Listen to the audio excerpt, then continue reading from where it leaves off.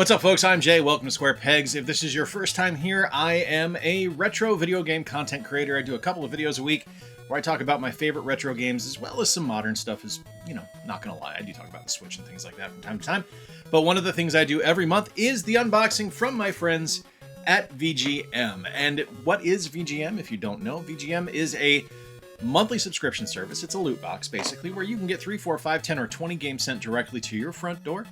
No duplicates sent to you. You're able to curate your list, and if a duplicate does happen, you just reach out to customer service and they'll fix it for you. They'll send you out a free game lickety-split. Now, I get games for a lot of different consoles. I get stuff for the NES, the N64, the Super Nintendo, the Master System, Genesis, Game Gear, Dreamcast, Wii U, and GameCube. And yeah, it's fun. I update my list every month because there's a card in here that tells me to.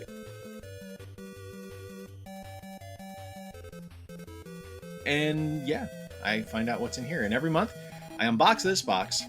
We do it together. You find out what it is before me because I can't see what the game is because I hold it up to the camera and I look right down this lens. We find out together. So what do you say? Let's pop this bad boy open and let's find out what's inside. All right, first and foremost, we have the social card I was talking about. This is the card that tells you to update your list. Whatever games you get, just add them to the list. They won't send you duplicates. It also tells you to share your experience with VGM on social media. And if you are chosen, you will win a free 3-up box. That's right, 3 free games sent directly to your front door just for sharing your unboxing online. It's pretty awesome. There's also opportunities to get 1 or 2 or possibly even 3-up. I don't actually remember if I've ever gotten a 3-up. I know I've gotten a 1-up and a 2-up box where you'll get extra games. What I do now is I'll do a blind feel, see if I can determine what's in here. We have a GameCube game, which is in its original packaging. We have an Easter egg. Oh, it's Luigi! And Mario, and Yoshi, gross, and Toad. That's great. That's great. And there's something inside. We should find out. As it is Easter Sunday, the day I'm recording this. So let's find out what's in here. Why is this harder to open than the package was? All right, here we go. All right, we have a banana chew. If there's one thing I hate, it is banana candy. Banana candy is disgusting. Can't stand it. I think it tastes gross, and anyone who says that's what original bananas tasted like, I'm so glad we genetically altered them. So, all right. So we have a GameCube game. We have 1 NES, 1 Genesis, a Super Nintendo, and Game Gear. That's wrapped in plastic. That's interesting. All right, so we're just going to go. We're going to grab from the top and start. All right, so this is GameCube. There's the notch. All right, GameCube game. First game from this box. Let's find out together. 3, 2, 1. We have something with Big Air Freestyle. Oh, with the 2-player Godzilla Destroy All Monsters Melee demo. So I love Godzilla Destroy All Monsters Melee. I think it's wonderful. So let's find out now if Big Air Freestyle can live up to the lofty expectations set to us by Freakstyle from EA Sports Big.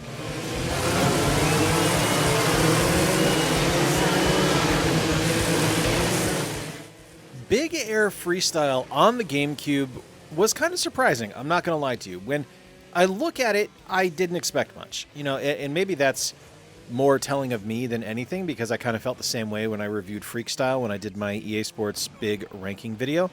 And I didn't really give that one the time of day, which was foolish because it's become one of my favorite EA Big games. So when I saw this one, I was just kind of like, this will be average. And it's actually pretty fun. Like, it's actually a pretty good game. The track layout is really nice. The ability to do tricks in the race is cool. I haven't quite figured out how to stick the landing in the freestyle mode yet, so I crash a whole lot there, but in the actual race mode, in the championship mode, I think it's really fun. You're able to choose from a bunch of different racers. You're able to kind of work your way through and unlock different tracks and things like that as you go. The races are long. They're not quick and just kind of over and done with immediately. You have 10 minutes to do a race. I guess it's about 8.5 minutes total to do a race, which is really nice. And it's kind of cool to see your guy race and see his kind of outfit and the bike get muddier and kind of deteriorate over time as you go. It's kind of ambitious, I'm not going to lie. The soundtrack is killer. The controls are pretty good. You're racing on mud, so, you're not going to be having, precision turning or anything like that, so don't expect that. But I actually really enjoyed this one. I'm very happy to have it. Fun game. It is a complete in-box game. The Disc looks great. Manual's in great shape. I hope it's fun. We'll find out. You know more than I do because I record the footage well after I do the unboxing. So, all right. Next up, NES. I do love getting NES stuff. NES is such a fun system to collect for. It's nice to kind of relive my childhood. It was my favorite console when I was younger. Well, really my first console when I was younger. I had a ColecoVision briefly, but the NES is the first one where gaming really became a hobby for me. And then the Genesis became my favorite. All right, NES game. 3, 2, 1. Shadowgate? Oh, yes, that is Shadowgate. That's amazing. Okay, this is one of my all-time favorite titles. Absolutely love this. Let's take a look now at Shadowgate on the NES.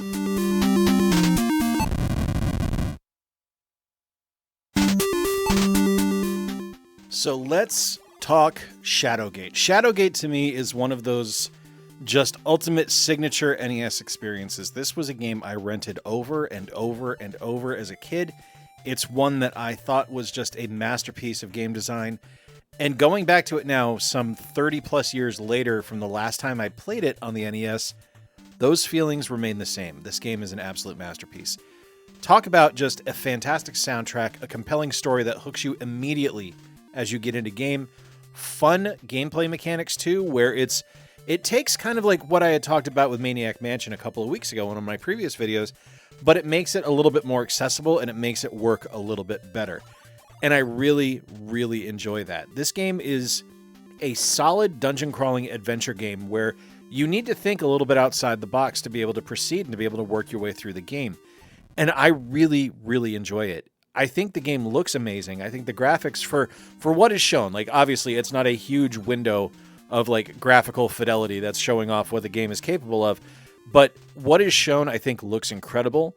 I think the fact that you need to really kind of not think normally and think a little bit differently and think a little bit askew from what is traditional with most video games makes this game significantly more appealing. And to me, this is a great example of what a adventure game should be on the NES. And it's still fantastic to this day. And like legit, one of the best soundtracks on the NES too. Like the music in this game is absolutely magnificent. I'm so happy to have this. I'm so happy to own it. And I don't know why this isn't one I've picked up before, because this has been on my wish list for a long time and I just forget about it when I go to a show or go to a shop. So excited to have it now. You know, I have Shadowgate on Steam, the Mac Venture series, so it's got the green graphics and stuff like that.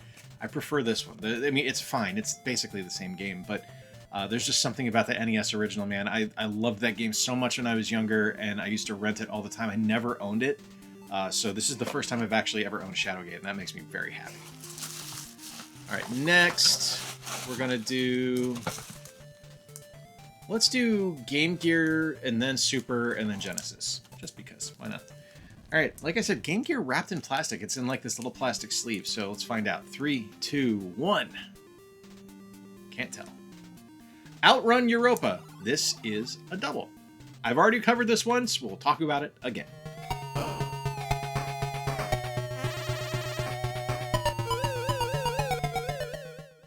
So let's talk about the dumbass on screen right now. Yeah, that would be me. 100% forgot to update my list. So I have a bonus copy of Outrun Europa. So same things I said originally apply here. Still a good game. It's a little bit stiff, but it plays really well on a system like the Game Gear. It's a nice game to have on the Game Gear, so that's a win. I'll use this as trade bait down the road somewhere. I'll just trade it into one of my local stores and use that as credit towards something else. And yeah, just let this be a lesson for you. If you are a VGM subscriber, make sure that you update your list. Otherwise, you might get a duplicate sent your way. First and foremost, a bit of an update. So this is Jay from the future. They didn't send me a duplicate. They didn't send me a duplicate because I didn't update my games. That is completely on me. That is the reason I have a duplicate here with Outrun Europa. That is 100% my fault, not something that they did. So that's something that that's fine. It'll just be a flip down the road. I'll be able to trade it in somewhere, and we'll use it towards another game down the road. Next up, we have a Genesis game, and it is 3, 2, 1. Baseball of some kind. RBI Baseball 4. Very cool. So...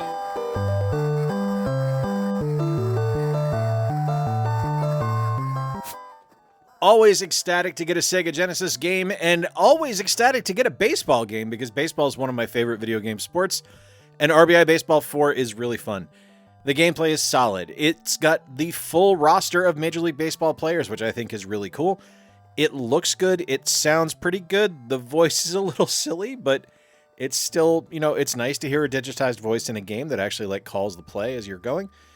It's just a really solid title. The game doesn't do much as far as trying to step outside of what, is kind of like solid core gameplay values for a video game baseball game, but I can't really fault it for that. Like, why break what works? It plays like every RBI baseball game you've ever played. It just looks a lot better because it's on the 16-bit console now and not on an 8-bit one. Really solid title, really fun game. Excited to have it because I don't know the last time I've actually owned an RBI baseball title, so to get this in the collection is really cool. And, it's fun. It's a good game. So I do like sports games. I like classic sports games specifically, so those are always fun. And this game's great. It really is. I've played it before. I really enjoy it. I don't think I've ever owned it, so it's nice to add that to the collection. Yeah, exciting stuff there. All right, final game of this box, other than some bubble wrap, and no one really cares to see that, we have a Super Nintendo game, Riddick Bowe Boxing. Now, that one I know I don't care for. Okay. You're going down.